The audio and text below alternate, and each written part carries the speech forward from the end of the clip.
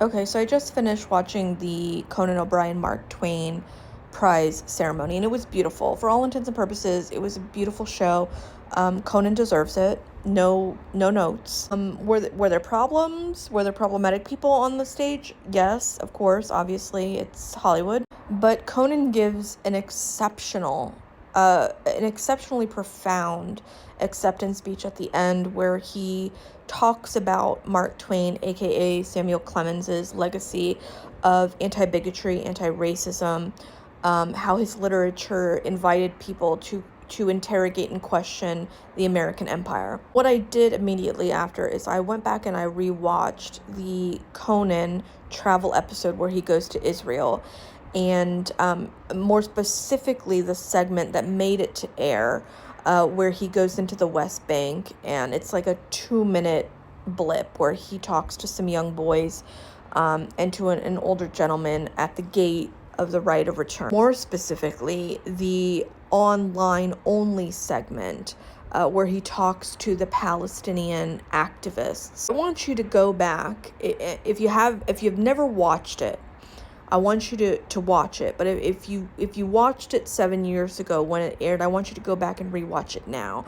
And I want you to hear everything that these American veteran and Palestinian American activists are saying to Conan O'Brien, and how harrowing and how surreal it is to hear how telling their warnings were 7 years ago, and how it took the rest of us so long to wake up.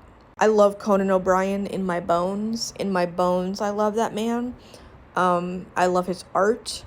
I love Conan O'Brien. And I think in the context of 7 years ago, he actually, he engaged with these people when most celebrities, most talk show hosts like Jimmy Kimmel and all the rest of these fucking clowns would never have had the cojones to even stand there and have a conversation, let alone a 15-minute conversation. Is it imperfect? Yes. But the fact that Conan made sure that entire unedited conversation made it to online air, it counts. It counts.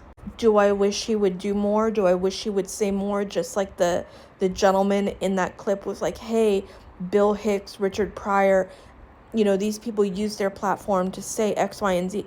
Of course, we want and demand more from our artists.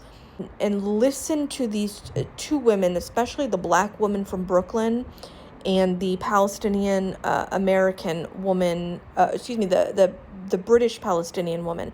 And I want you to listen to what they're saying. And it's like, they were saying this 7 years ago, 8 years ago now, and it fell on our deaf ears. It's just another segment, it's just another bit, it's just another abstraction happening across the globe. It doesn't affect us. Watch it. Rewatch it right now.